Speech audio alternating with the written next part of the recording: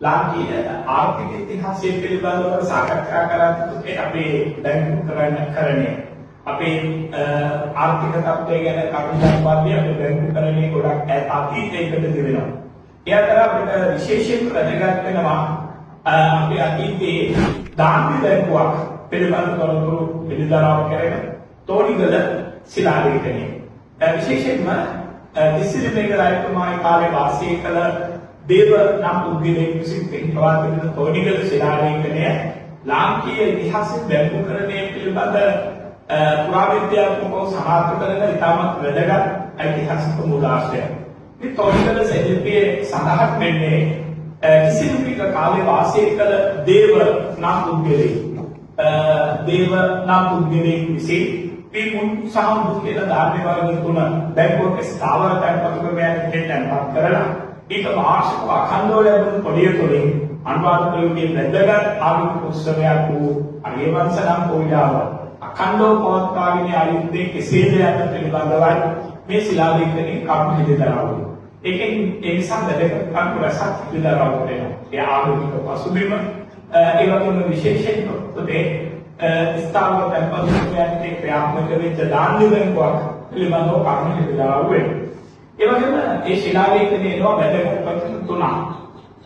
ඒ ශිලාලේඛනයේ එනවා වැදගත් වචන තුනක්.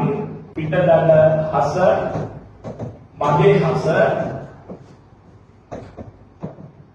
අකල හස. කියලා වැදගත් වචන තුනක් එනවායි. එතකොට මේ මහාචාර්ය සෙල්ලම් පාරමිතාව කියනවා පිටදල හස වශයෙන් කර්ණයක්, අකල හස වශයෙන් යන කර්ණයක්, මධ්‍යහස වශයෙන් මැද කන්‍යයක්. වසරකට යන මහ සහ මැද වශයෙන් කර්ම තුනක් විභාගකරණය පිළිබඳව ඉදිරිතරව කරන බව මහාචාර්ය සෙල්ලම් පාරමිතාන සඳහන් කරනවා. ඒ වගේම මේ මහාචාර්ය සෙල්ලම් පාරමිතාන වැඩිදුරටත් සඳහන් කරනවා යන මහ කන්න වාක්ෂාගාරයේ මැද කන්‍ය වරිමාදාශ්‍රයෙන් වඩා කළ බව.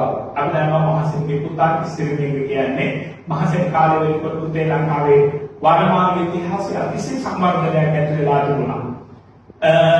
මහසෙන් රජතුමා වැව්සව ශක්තිය කළා. නිම්බේරිය ඇතුළු වැව්සව ශක්තිය කළා. ඒ නිසා මැදකන්‍ය වර්මාදාශ්‍ර එනු යලපහ කන්න වර්ෂාජලයේ වඩා කළ බව සඳහන් වෙනවා.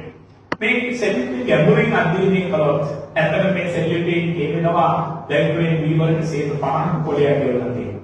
මුන්සා උදු සඳහා 25% පොලයක් ගෙවලා තියෙනවා. අපි හදාගන්නේ තෝනිගල සෙල්ලිපියේ සඳහන් වෙනවා විකරත් දෙකක් බැංකුවේ තැන්පත් කළාම කරත්තයක් පොලිය වශයෙන් ලැබෙනවා. එහෙනම් පොලිය 50.